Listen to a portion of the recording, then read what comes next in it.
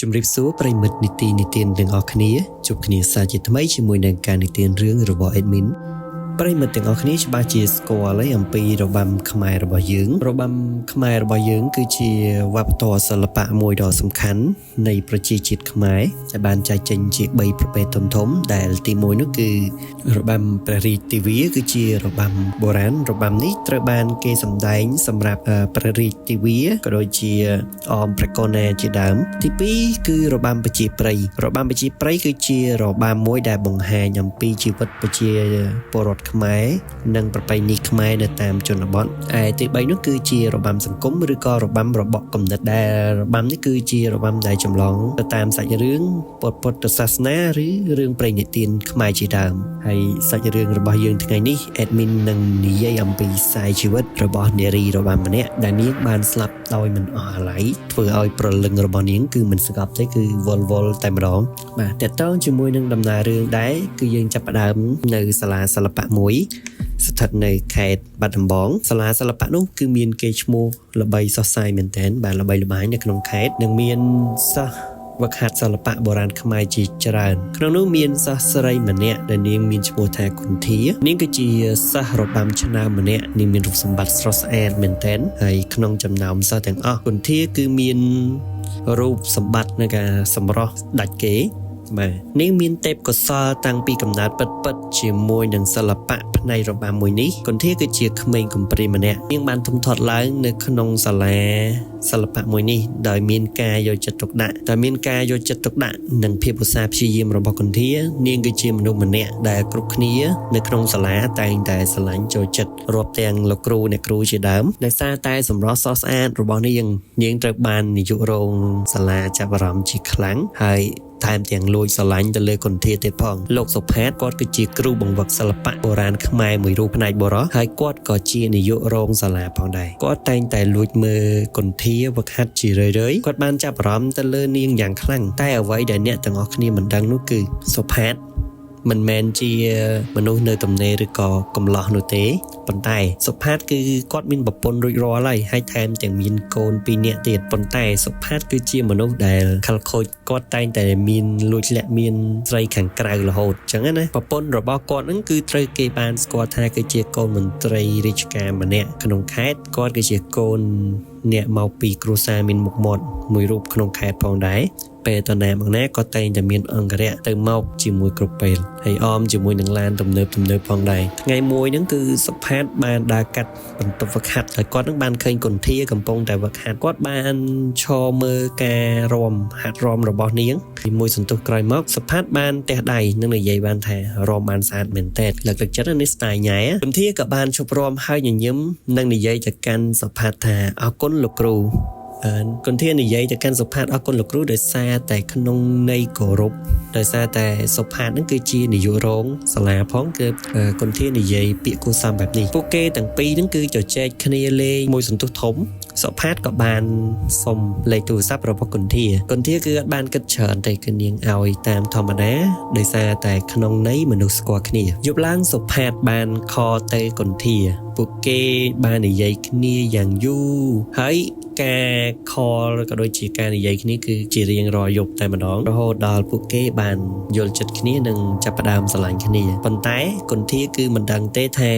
សុផាតគឺជាមនុស្សដែលមានប្រពន្ធកូនរួចរាល់មិនមែននៅកំឡោះសុផាតបានកុហកគុន្ធាថាខ្លួននៅកំឡោះគឺដើម្បីបិទបាំងរឿងនេះគឺសុផាតបានលាក់បាំងនឹងគុន្ធាថាខ្លួនឯងនឹងនៅកំឡោះដោយសារតែអារម្មណ៍ស្រឡាញ់មួយខែក្រោយមកទំនាក់ទំនងរបស់ពួកគេគឺកាន់តែល្អឡើងសុផាតនិងគុន្ធាគឺចាប់ផ្ដើមស្រឡាញ់គ្នាខ្លាំងហើយយប់មួយនៅសាលាសិល្បៈគឺបានរៀបចំនៅកម្មវិធីប្រចាំឆ្នាំមួយដែលសាលាបានរៀបចំការសម្ដែងសិល្បៈហ្នឹងគឺជារៀងរាល់ឆ្នាំតែម្ដងហើយក្នុងការសម្ដែងសិល្បៈនោះក៏មានការបង្ហាញសិល្បៈបុរាណជាច្រើនដូចជាល្ខោនយីកេក៏ដូចជាក្នុងនោះក៏មានរបាំខ្មែរដែរដែលត្រូវសម្ដែងដោយក្រុមរបស់គុន្ធាដូចគ្នាយប់នោះហើយដែលគុន្ធាបានដឹងការពិតពីសុផាតដោយសារតែកម្មវិធីនេះគឺជាកម្មវិធីធំ របស់សាលាដូច្នេះគឺត្រូវតែមានការចូលរួមពីសំណាក់ថ្នាក់ដឹកនាំសាលាក៏ដូចជាថ្នាក់ដឹកនាំខេត្តផងដែរហើយពេលនោះគឺសុផាតគាត់បានមកចូលរួមហើយការចូលរួមនេះទៀតសោតគឺគាត់បានចូលរួមជាមួយនឹងប្រពន្ធរបស់គាត់និងឪពុកក្មេករបស់គាត់ដូចគ្នាដោយសារតែឪពុកក្មេករបស់គាត់គឺជាមន្ត្រីរាជការនឹងក្នុងខេត្តហ្នឹងអញ្ចឹងនៅពេលដែលមានកម្មវិធីធំៗនៅក្នុងខេត្តគឺតែងតែមានវត្តមានរបស់ឪពុកក្មេកគាត់ដូចគ្នាពេលនៅក្រៅឆាកហ្នឹងគឺអ្នកគ្រូលោកគ្រូបានប្រាប់សិស្សទាំងអស់ថាសូមអ្នកទាំងអស់គ្នាធ្វើគ្រប់យ៉ាងឲ្យបានល្អការសម្ដែងថ្ងៃនេះគឺមានការចូលរួមពីថ្នាក់ដឹកនាំសាលាក៏ដូចជាថ្នាក់ខេត្តផងអញ្ចឹងសង្ឃឹមថាអ្នកទាំងអស់គ្នានឹងសម្ដែងសិល្បៈឲ្យបានល្អដើម្បីឲ្យថ្នាក់ដឹកនាំទស្សនាដោយក្តីរីករាយអញ្ចឹងណាក្រោយពីអ្នកគ្រូលោកគ្រូបាននិយាយណែនាំសិស្សរួចសិស្សទាំងអស់បានទៅចែកគ្នាហើយក្នុងនោះមានសិស្សខ្លះបាននិយាយថាឯងមើលនោះលោកគ្រូសុផាតគាត់បាននាំប្រពន្ធរបស់គាត់ហ្នឹងមកដែរតើនេះហើយប្រពន្ធរបស់គាត់ស្អាតណាស់ឯងដឹងអត់ហើយពេលនោះពន្ធាក៏បានស្ដាប់ឮនាងមានការភ្ញាក់ផ្អើលយ៉ាងខ្លាំងដោយសារតែនាងអត់ដឹងថាសុផាតគឺមានប្រពន្ធហើយនាងត្រូវបានគេបោកប្រាស់រហូតមករយៈពេលជាច្រើនខែមកនេះហើយពេលនោះក៏ដល់ពេលដល់ម៉ោងដែលក្រុមគន្ធាត្រូវបានឡើងសម្ដែងតែម្ដងមិត្តគន្ធាបានហៅគន្ធាឡើងទៅសម្ដែងតែនាងហាក់ដូចជាមិនមានអារម្មណ៍ក្នុងខ្លួនសោះដោយសារតែទើបតែដឹងពីការពិតតាក់ទងជាមួយនឹងសុផាតហើយក៏ត្រូវតែឡើងសម្ដែងឲ្យសុផាតជាមួយនឹងប្រពន្ធរបស់គេមើលទៀតវាពិតជាផ្ទួនគ្នាមែនទែនពេលកំពុងតែសម្ដែងនាងព្យាយាមមើលទៅកាន់កៅអីខាងមុខវេទិកាយ៉ាងខ្លាំងជាមួយនឹងកសែភ្នែកសោកសៅក៏ដូចជាកសែភ្នែកមួយគឺអីថាមនុស្សដែលទទួលអារម្មណ៍ដែលត្រូវខកចិត្តណាហើយនាងគឺមើលសម្ដៅទៅកៅអីរបស់លោកសុផាតនិងប្រពន្ធរបស់គាត់ការសម្ដែងមួយនេះគឺគន្ធាធ្វើមិនបានល្អសោះដោយសារតែអារម្មណ៍មិនមូលនាងក៏បានរត់ចេញពីវេទិកាពេលដែលកំពុងសម្ដែងតែម្ដងរត់ចេញអមជាមួយនឹងទឹកភ្នែករលីងរលងផងដែរការសម្ដែងត្រូវបានអ្នកគ្រូចេញមកសម្រួលរួចការសម្ដែងក៏បានបន្តទៀតក្រោយពេលមានការរអាក់រអួលបន្តិចពេលនាងរត់ចេញកំពុងពេលសម្ដែងបែបនេះសុផាតបានដឹងក្នុងចិត្តយ៉ាងច្បាស់ថាគន្ធាប្រកាសជាដឹងពីរឿងរបស់ខ្លួនថាខ្លួនគឺមានប្រពន្ធហើយគេបានសុំប្រពន្ធរបស់គេនឹងចេញទៅបន្ទប់ទឹកតាមពិតគឺគោលបំណងគឺដើម្បីទៅរកគន្ធាដើម្បីបកស្រាយនៅការពិតចឹងណាសុផាតបានតាមរកគន្ធាគ្រប់ទីកន្លែងក្នុងសាលាចុងក្រោយគេក៏បានឃើញគន្ធាអង្គុយយំនៅខាងក្រោយសាលវឹកហាត់សុផាតបានចូលទៅជិតគន្ធាហើយនិយាយថាឲ្យបងសុំទោសដែលបងលាក់បាំងអូនគន្ធាបានបន្តវិញថាកុំសុំទោសខ្ញុំទេដែលល្ងងជឿលើលោកខ្លួនឯងជឿនៅពាក្យបោកប្រាស់របស់លោករួចគន្ធានិយាយមិនដាយំមិនដាសុំលោកចេញទៅចាប់ពីថ្ងៃនេះយកទៅយើងគ្មានអ្វីតាក់ទងនឹងគ្នាទៀតទេសុផាតក៏បាននិយាយបន្តបងពិតជាសុំទោសពិតមែនគេនិយាយសុផាតគឺនិយាយទាំងទឹកមុខសោកស្ដាយនិងសោកស្ដាយគឺសោកស្ដាយកំហុសរបស់ខ្លួនឯងដែលកុហកទៅលើគន្ធាបែបហ្នឹងនិយាយរួចគន្ធាក៏បានបន្តចាប់ចេញពីខ្ញុំទៅកុំឲ្យគេឃើញថាពីរអ្នកយើងកំពុងតែនៅជាមួយគ្នាខ្ញុំមិនចង់ជួបលោកទៀតទេចាប់ពីពេលនេះតទៅកុំឲ្យខ្ញុំឃើញមុខទៀតនិយាយទាំងតែភ្នែកនិយាយរួចគន្ធាក៏បានរត់ចេញពីទីនោះទៅងាយយប់បន្តិចហ្នឹងគឺកម្មវិធីគឺមិនទាន់បានចប់ទេក្រោយពីបានរត់ចេញពីសុផាតគន្ធាគឺបានចូលទៅក្នុងបន្ទប់វឹកហាត់សង្គមអង្គុយយំម្នាក់ឯងគេមានអារម្មណ៍ថាខឹងនឹងខ្លួនឯងយ៉ាងខ្លាំងដែលល្ងងជឿនៅសម្ដីមនុស្សប្រុសម្នាក់ហើយគេក៏បានបន្ទោសខ្លួនឯងយ៉ាងខ្លាំងជាចុងក្រោយដោយសារតែការខូចចិត្តខ្លាំងនិងមានការខ្មាស់អៀនជាមួយនឹងមនុស្សជុំវិញខ្លួនគន្ធានាងក៏បានសម្រេចចិត្តគិតខ្លីដោយយកខ្សែចងកសម្រាប់ខ្លួននៅក្នុងបន្ទប់នោះប៉ុន្តែមុនពេលដែលនាងសម្រេចចិត្តចងកសម្រាប់ខ្លួននាងក៏បានធ្វើការរាំរបាំជាលើកចុងក្រោយតែដោយសារតែសិល្បៈរបាំមួយនេះគឺជាអាជីពដែលនាងស្រឡាញ់តាំងពីក្មេងតាំងពីតូចមកម្ល៉េះដូច្នេះសម្រាប់បំណងចុងក្រោយរបស់នាងក៏បានរាំរបាំលាយឡំជាមួយនឹងទឹកភ្នែកយ៉ាងសោកសៅមែនទែនសមោលនៃការរាំរបស់នាងគឺបង្ហាញយ៉ាងច្បាស់នៅលើជញ្ជាំងបន្ទប់វឹកហាត់នោះក្រោយពីរាំចប់នាងបានបញ្ចប់ជីវិតដោយយកខ្សែចងកទៅនឹងជំរឹងបង្អួចនៅក្នុងបន្ទប់នោះស្ដាប់ទៅគឺមានអារម្មណ៍ថាព្រឺព្រួយមែនទែនបើករណីថាមុននឹងស្លាប់គឺត្រូវតែសម្ដែងឬក៏រាំនឹងដូចជាករណីថាទុកនៅអនុស្សាវរីយ៍នៅក្នុងបន្ទប់នោះអញ្ចឹងមែនអត់ប្រិមិត្តយើងបន្តទៅមុខទៀតដោយសារតែកម្មវិធីហ្នឹងមិនទាន់បានបញ្ចប់ទើបគ្មានអ្នកណាដឹងថាគន្ធានៅទីណាបន្ទាប់ពីកម្មវិធីបានចាប់សពគ្រប់អ្នកគ្រូបានឲ្យកញ្ញាដែលជាមិត្តរបស់គន្ធាទៅតាមរកគន្ធាតើស្មាននេះនាងនៅទីណាមិនក៏មិនឃើញហើយតើនាងមានបញ្ហាអ្វីកញ្ញានិងមិត្តដទៃបានដើររកគន្ធាគ្រប់ទីកន្លែង កន្លោះកលៀតនៅក្នុងសាលាហ្នឹងទីបំផុតគេក៏បានទៅរកគន្ធានៅក្នុងបន្ទប់ហ្វឹកហាត់ដោយសារតែគេគិតថាកៃឡូគន្ធាទៅបន្ទប់នោះដោយសារតែនាងចូលចិត្តទៅអង្គុយនៅទីនោះកញ្ញាបានបើកទ្វារស្រាប់តែនាងបានស្រែកយ៉ាងខ្លាំងអ្នកគ្រូជួយផងគន្ធាចង់កសម្រាប់ខ្លួនគ្រប់គ្នាចាប់ផ្ដើមភ្ញាក់ផ្អើលហើយក៏បានរត់មកសម្ដៅបន្ទប់ហ្វឹកហាត់សាប្រុសបានជួយទម្លាក់គន្ធាចុះពីបង្ជំរឹងបង្អួចតែគ្រប់យ៉ាងគឺហួសពេលទៅហើយដោយសារតែគន្ធាបានដាច់ខ្យល់ស្លាប់ហើយអ្នកគ្រូលោកគ្រូបានមានការតក់ស្លុតក៏ដូចជាសិស្សទាំងអស់គឺភ័យមែនទែនតក់ស្លុតខ្លាំងដោយសារតែការស្លាប់របស់គន្ធាហើយពេលនោះប៉ូលីសផ្នែកកសោវិច័យក៏បានមកដល់ហើយធ្វើការពិនិត្យសាកសពរបស់គន្ធាហើយលទ្ធផលចុងក្រោយគឺប៉ូលីសបានប្រាប់ថាការស្លាប់ពិតជាតាក់ទងជាមួយនឹងការធ្វើអត្តឃាតពិតមែនការធ្វើអត្តឃាតគឺការសម្លាប់ខ្លួននឹងឯងប៉ុន្តែអ្វីដែលចម្លែកនោះគឺហេតុអ្វីបានជាមានសម្លៀកបំពាក់របាំជាច្រើននិងស្រោមមុខនៅទីនោះរាយប៉ាយមកម៉េះនេះជាការសង្ស័យរបស់ប៉ូលីសទេតើមានអ្វីកើតឡើងនៅពីខាងក្រោយមុនពេលដែលនាងបានធ្វើអត្តឃាតប៉ុន្តែលទ្ធផលការធ្វើកសោវិច័យបានបង្ហាញជាចុងក្រោយថានេះគឺជាករណីអត្តឃាតពិតមែនមិនមានការប៉ុនប៉ងសម្លាប់ពីឬក៏ឃាតកម្មណាមួយកើតឡើងទេក្រោយពេលដែលកើតហេតុដំណឹងគន្ធាបានស្លាប់នោះគឺអ្នកគ្រូលោកគ្រូក្នុងសាលាបានខលទៅសុផាតទាំងយប់ដើម្បីប្រាប់ដំណឹងនេះពេលសុផាតទទួលបានដំណឹងនេះសុផាតបានធ្លាក់ទូរស័ព្ទពីដៃតែម្ដងដោយអារម្មណ៍តក់ស្លុតគេក៏បានប្រញាប់ប្រញាល់ចេញដំណើរទៅសាលាភ្លាមពេលសុផាតបានមកដល់សាលាគេបានរត់ទៅបន្ទប់ហ្វឹកហាត់ជាមួយនឹងអារម្មណ៍សោកស្ដាយនិងវិបដិសារីយ៉ាងខ្លាំងដែលគេមិនអាចបង្ហាញវាអស់នោះទេដោយសារតែការណាតែបង្ហាញអារម្មណ៍ខ្លាំងពេកធ្វើឲ្យគ្រប់គ្នាមនុស្សគ្រប់គ្នានៅទីហ្នឹងគឺមានការសង្ស័យទៅលើគេសាកសពរបស់គន្ធាត្រូវបានសាលារៀបចំតាមប្រពៃណីទំនៀមទម្លាប់ខ្មែររបស់យើងដោយសារតែនាងមិនមានសាច់ញាតិនោះទេនាងគឺជាក្មេងកំព្រាតាំងពីតូចមានតែអ្នកគ្រូលោកគ្រូនេះហើយគឺជាសាច់ញាតិរបស់គេក្រោយពេលដែលកើតហេតុនេះបន្ទប់របាំនេះគឺនៅតែមានសិស្សហ្វឹកហាត់ជាធម្មតានៅពេលថ្ងៃប៉ុន្តែអ្វីដែលចម្លែកនោះគឺនៅពេលយប់តែងតែមានការរឿងប្លែកៗជាច្រើនបន្តមកមានសិស្សខ្លះបានឮសំឡេងច្រៀងល្វើយចេញពីបន្ទប់នោះជាមួយនឹងចម្រៀងប្រពៃណីទៀតផងហើយក៏មានសិស្សខ្លះបានឃើញស្រមោលនារីស្លៀកឈុតរបាំហើយរាំ